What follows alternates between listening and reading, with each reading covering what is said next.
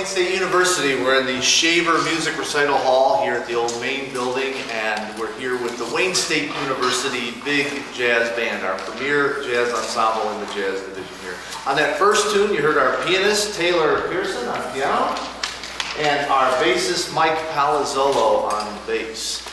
We want to thank Wayne State University. We want to thank our faculty and all of our students, as well as banddirector.com for putting together this presentation this afternoon. What we're here to do today is talk a little bit about the jazz big band, how to control it, how to write for it, how to prepare it for a performance that includes solos and ensemble sections that can demand a little different approach than what you might give to an orchestra or a symphony band. You know, one of the first things I'll point out very briefly is you'll notice when I counted off the band, I wasn't really conducting the band in a traditional sense. That being said, there are some specific things you want to be prepared for as a conductor.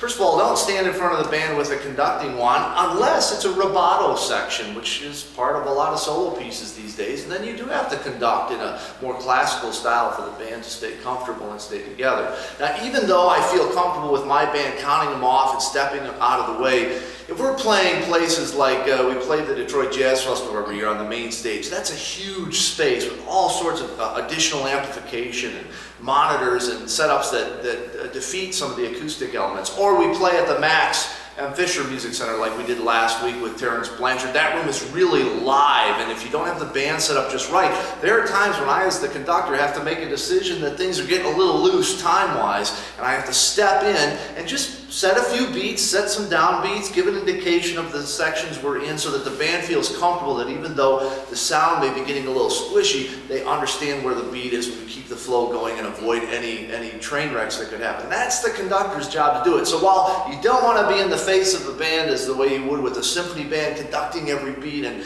in a classical sense, you do want to be prepared to step in when it's necessary, to cue in and out of solos when it's appropriate. Usually I try to leave that to the soloist and I try to prepare them in rehearsals. We'll talk a little bit about that later, so that I don't have to tell them to move on. They understand when their solo's over, but sometimes you have to do it. To cue backgrounds, and sometimes even just to count a section in after a long pause, just in case someone lost count or there was some distraction in the room that causes you to just give them a 1, 2, 3, boom, boom. Sometimes I also give a little bit of inspiration. You know, the guy who does this more than anybody and really does it well is the great John Clayton, who we had a couple of years ago. He really stepped into the band, and in the dynamic elements of his charts, he really encouraged the band to get a lot out of them with even verbal indications and certainly his body movements that let the band know it's okay to really open up and roar, or to get the band to come way down to absolutely nothing. These are the jobs of a jazz conductor. So you don't want to be in front of the band all the time, but you need to know when you need to be there. Don't feel like you just count them in and step off and stand on the side of the bandstand. That's equally a big a mistake as standing in front of the band with a baton, and it can cause a lot of problems. So keep some of those things in mind, and maybe look back at the video we just did. You kind of see the moments when I interjected and when I stepped back. Right now I want to turn the floor over to our Jazz Studies faculty member, Russ Miller. He's a professor here in Jazz Studies. He's a marvelous saxophonist and arranger, composer. One of the things we pride ourselves here on in the Jazz Studies program is we marry the concept of performance aspects of jazz studies with arranging and compositional aspects for large ensembles and small. We still work with the big band, and in fact our undergraduates and graduates have to write for this ensemble for their graduation recital, and they have to write well, particularly the graduate students and the senior year undergraduate students. Russ Miller's a big part of that. And in addition to writing for their recitals, we have the students write for the guest artists that come in, and solo pieces, various pieces that feature a soloist in a more pronounced way than just blowing a couple of improvised choruses in the middle. That's the kind of piece we're going to work with today. It's an arrangement of a wonderful standard called Invitation, but it's arranged by a master arranger, Russ Miller. He's going to talk about how he put this arrangement together, some of the technical aspects, the musical aspects. We're going to take a little bit of a look at the solo section and break that down a little bit, and when all is said and done and we have an understanding of the piece, we're going to do a performance of it for you. So right now, please welcome to the stage and to the internet, Professor Russ Miller. Thank you, Chris. I'd like to discuss a few elements that go into making an arrangement that help give it a little bit of glue to hold it together, and at the same time provide the arranger with some materials to work with. And one of the most important elements that we have as an arranger is the melodic content of the piece. So what I'd like to do is point out various spots where the melody has been used, how it fits together, how it's been expanded, and what that does in order to give us material to work with. So for starters, I originally conceived of this with a lengthy introduction, but I also wanted a couple of characteristics to it. So there's a vamp section, which is a rhythmic section.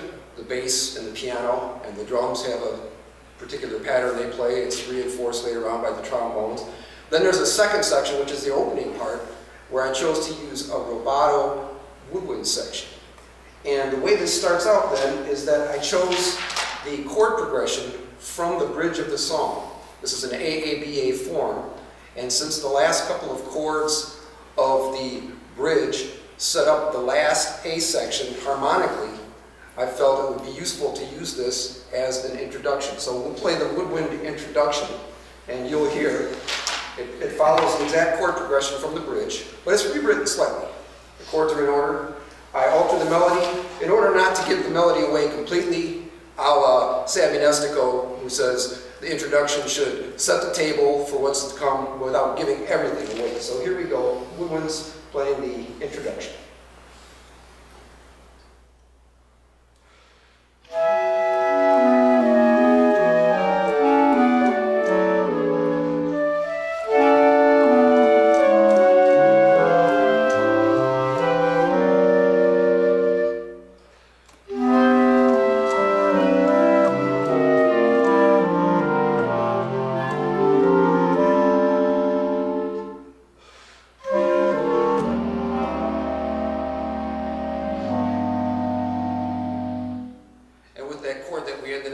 That sets up the very next chord of the vamp, which in this case is the C minor 7.